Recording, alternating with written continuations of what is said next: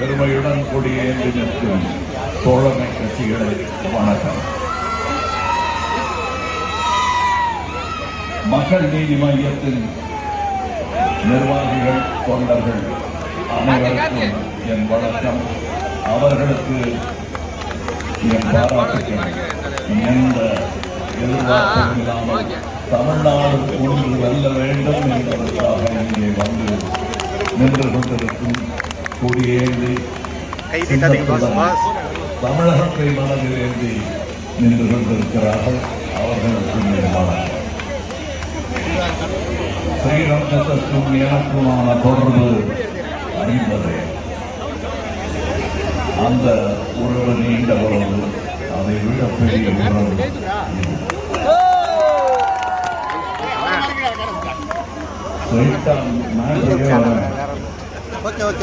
அதாவது இந்த ஏரியா எப்படிப்பட்ட சொல்லுவாங்க, அதுல நீங்க விசுவாசம் பார்க்கறது, சின்னத்துக்கு விசுவாசம் பார்க்காது.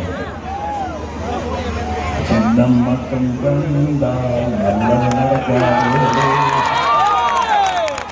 எந்த சின்னம் உங்களுக்கு நல்லது செய்யுமோ அந்த சின்னத்துக்கு நீங்கள் ஓட்டிட வேண்டும். காரணம், எல்லாமே எங்கள் ஊர், எல்லாமே எங்கள் சித்தாந்தம் என்னவாக இருந்தாலும் இங்கே இருக்கும் அனைத்தும் எங்கள் சொத்துக்கள் என்று நாம் ஒரு பெருந்தன்மையுடைய கூட்டம் நாங்கள். அதனால் எந்த விபத்தும் நேராமல் உங்களை காக்க வேண்டியது, உங்கள் நம்பிக்கைகளை காக்க வேண்டியது எனது கடமை மட்டுமல்ல, திராவிட முன்னேற்ற கழகத்தின் கடமையும் கூட. அதுவும் நாடு ஆளுவது, ஆட்சி செய்வது என்று வந்துவிட்டால் எந்த பாரபட்சமும் இல்லாமல் அதற்கு நல்லது நடக்க வேண்டும். நம்பிக்கைகள், அவரவர்கள் நம்பிக்கைகள் அப்படியே இருக்க வேண்டும் என்று பாதுகாப்பதுதான் நல்ல அரசாட்சி.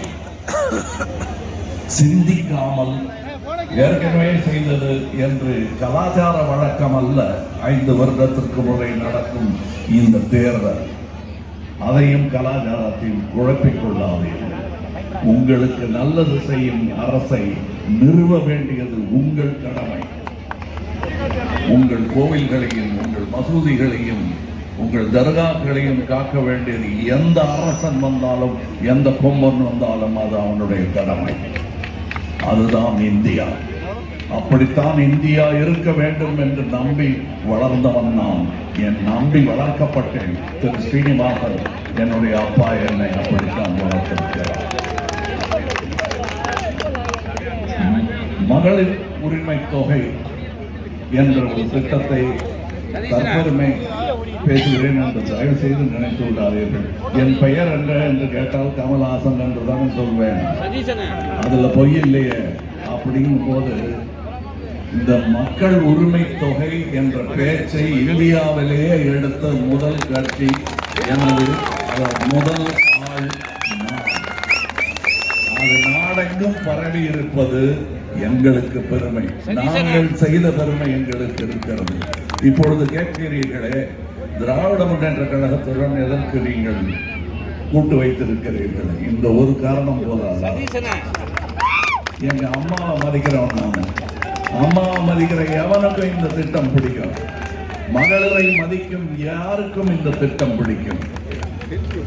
நான் அதாவது சொன்னதை நான் செய்து விட்டேன் என்ற தலைவருக்கு சொல்வார்கள். ஆனால் நான் சொன்னதை ஸ்டாலின் செய்து காண்பித்தார்.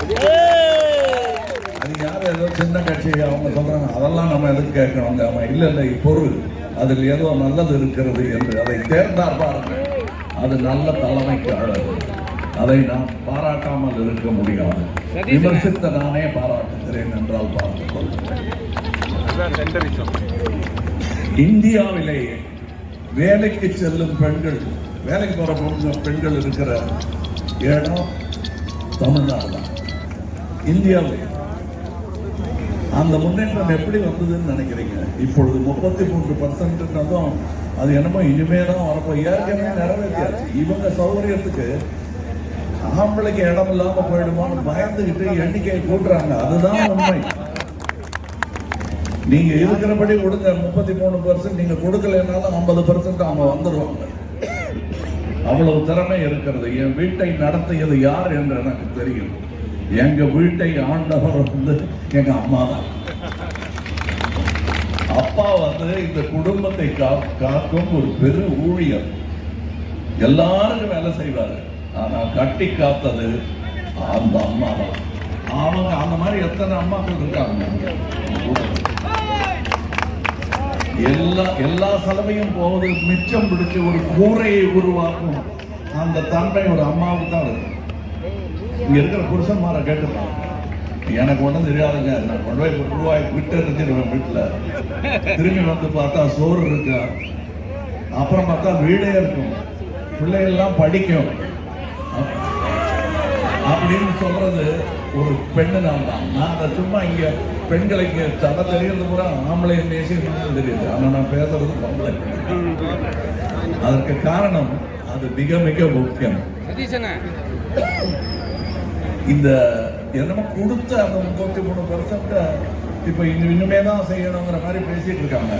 இந்த 543க்குள்ளேயே இந்த 33% வரணும்னு போராடுவதற்கு உங்களுக்கு முன் இவர் கொடுக்கும் வாக்குறுதி வேற. அதை அவர் செஞ்சு காட்டுவாரு.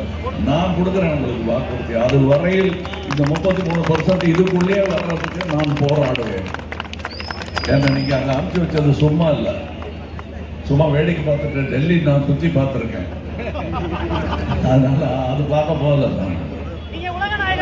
இங்கே தலைவன் இருக்கின்றான் என்ற ஒரு பாட்டு கேட்டிருப்பீங்கன்னு நினைக்கிறேன். கேட்டீங்களா? பாட்டை ஓய்வா இவ்வளவு பெரிய கூட்டம் இல்லாத போது உட்கார்ந்து யோசிச்சு பாருங்க. அதில் நான் சொல்லி இருக்கிறதெல்லாம் நாம் எல்லோரும் யோசித்தது தான். புதுசா ஒரு பெரிய சித்தாந்தத்தை அள்ளி வீசிட்டாருன்னு நினைக்க வேண்டாம். உங்க மனசுல யோசிச்சுக்கிட்டே இருந்தீங்க, அதை வார்த்தைப்படுத்தல. உங்களுக்காக நான் வார்த்தைப்படுத்தியிருக்கேன். இப்பொழுது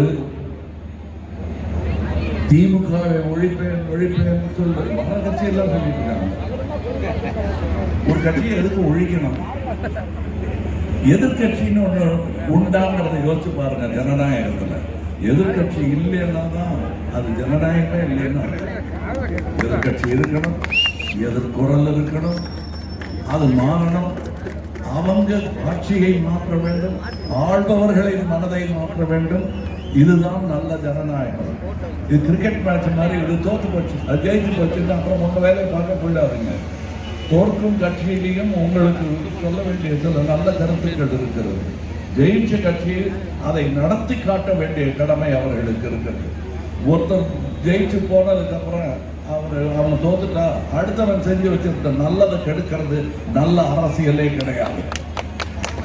அப்படி திராவிட முன்னேற்ற கழகம் செய்யவில்லை. அதனால் தான் நான் சொல்லுகிறேன், இந்த சின்னங்கிறது ஏன்னா நாங்கள் வழக்கமா அதுக்கு தான் குத்துறது அப்படின்னு உங்க மூஞ்சிலேயே நீங்க குத்திக்காதீங்க, வலிக்கும். அப்புறமா பெண்கள் இருங்க வரேன், அப்புறம் திரும்பி பார்க்கலாம். அல்ல அப்புறம் திரும்பி பார்க்கலாம். இங்க பேச வந்திருக்கேன், உங்க கூட பேசிட்டு தான் அவனுக்கு விட்டுட்ட மாதிரி ஆயிடும். அதனால பெண்கள், இளைஞர்கள், கல்வியை விரும்புவர்கள், இவர்களுக்கு இந்த அரசு செய்தது என்ன என்று பாரபட்சம் இல்லாமல் யோசித்து பாருங்கள்.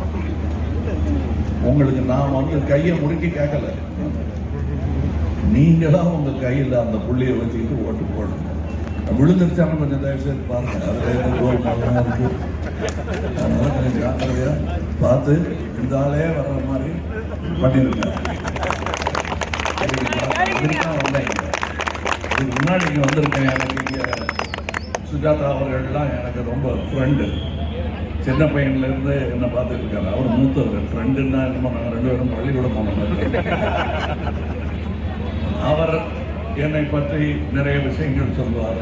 என் சித்தாந்தம், என் கருத்து வேறு, அவர் கருத்து வேறு, இருந்தாலும் நண்பர்களாக இருந்திருக்கிறோம். அதற்கான சரித்திரம் இந்த ஸ்ரீரங்கத்திலேயே இருக்கிறது. எல்லாவற்றையும் அரவணைத்து அன்போடு பழகும் மக்கள் ஸ்ரீரங்கத்தில் இருக்கிறார். அது தொடர வேண்டும். அதை பிரிப்பதற்கு வடக்கிலிருந்து யார் வந்தாலும் அந்த திமுக ஒழிக்கிறேங்கிற டைலாக் எல்லாம் இவங்க வாயிலிருந்து வர்றது இல்லைங்க. முதலாளி சொல்றாரு, இவங்க சொல்லிடுறாங்க. அந்த மாதிரி டைலாக் வந்து சினிமாவில் வேணா சொல்லலாம். ஆனால் லைஃப்ல மக்களை வச்சுக்கிட்டு அந்த விளையாட்டு தான் விளையாட முடியாது. தயவு செய்து நீங்கள் சுயமாக யோசித்து பாருங்கள். நாட்டு நடப்பை பாருங்கள். எப்படி ஒவ்வொரு ஊர்ல இருந்து ஆட்கள் வெளியேறாங்கன்னு பாருங்க. பிரமாதமான ஆட்சி நடக்குதுன்னா ஏன் மக்கள் மூட்டை முடிச்சோட வெளியேறாங்க? யோசிச்சு பாருங்க. எனக்கு ஒண்ணு, யார் ஆண்டாலும் நல்லா இருக்கணும். ராம ஆண்டான்னு இருக்க மாட்டாங்க. ஏமா ஆண்டாலும் ஒழுங்கா இருக்கணும். அந்த கேள்வி கேட்கிற தைரியம் வேணும். அது மக்கள் கிட்ட தான் அது இருக்கு. அந்த உரிமையும் மக்கள் கிட்ட தான் இருக்கு. உங்கள் நம்பிக்கை, உங்கள் அவநம்பிக்கை எல்லாம் அவங்க வச்சுக்கல. அது மற்றவங்க மேல புகுத்தாது. மொழியும் அப்படித்தான். எனக்கு தேவையில்லைன்னா அதை எதுக்கு போட்டு திணிக்கிறீங்க? குழந்தை என்ன பண்ணுமோ அதைத்தான் தமிழனும் பண்ணுவான். தனக்கு தேவையில்லாத விஷயத்தை வாயில வச்ச அடைச்சோம்னா துப்பிடுவோம், இல்ல கக்கிடுவோம். அதனால எதையும் வச்சு திணிக்காதீங்க. எங்களுக்கு தெரியும், எங்களுக்கு சரித்திரம் இருக்கிறது. நீங்கள் உங்கள் மொழியின் வயது என்னன்னு ஒரு வாட்டி நாடி பிடிச்சு பார்த்துக்கீங்க. அப்ப தெரியும் யாருக்கிட்ட பேசுறீங்க. ஹிந்தியோட வயசு என்னன்னு பாருங்க. நான் அவமரியாதையா பேசல ஒரு மொழியை. ஆனால் அதன் வருகையினால் தமிழை மாதிரியே மழுங்கி போன, தேய்ந்து போன மொழிகள் எத்தனை. தமிழ் மாதிரியே உச்சத்தில் இருந்தவை மழுங்கி போய்விட்டன. தமிழ் மட்டும்தான் இன்னும் இளமை மாறாது நின்று கொண்டிருக்கிறது. போஜ்பூரி, பிரிஜ் பாஷா போன்ற மொழிகளை மழுக்கியது போல மணிப்பூரி, அசாமீஸ் எல்லாம் மொழிகள். அவர்களுக்கு சரித்திரம் உண்டு. அதையெல்லாம் மழுக்கி ஒரே விஷயமா எப்படி இருக்க முடியும்? எல்லா முகங்களும் ஒரே மாதிரி இருக்கணும்னு பேசுறது யூஜினிக்ஸ், அபத்தம். அப்படி இருக்காது. உலகமே அப்படி இருக்காது.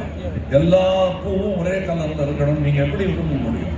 நாம் இந்த உலகத்தின் மலர்கள், மலர்ந்தே ஆக வேண்டும். ஒரு பூ மட்டும் மலராது, எல்லா பூவும் மலரும்.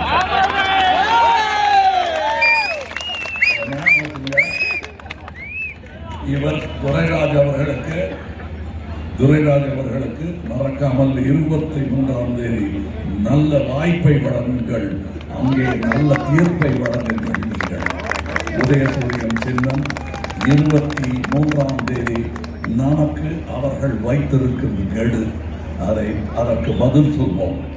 கண்டிப்பாய் பதில் சொல்வோம். அப்படி சொன்னால் இன்று நமது ஆனது போல் நாளை நமதே.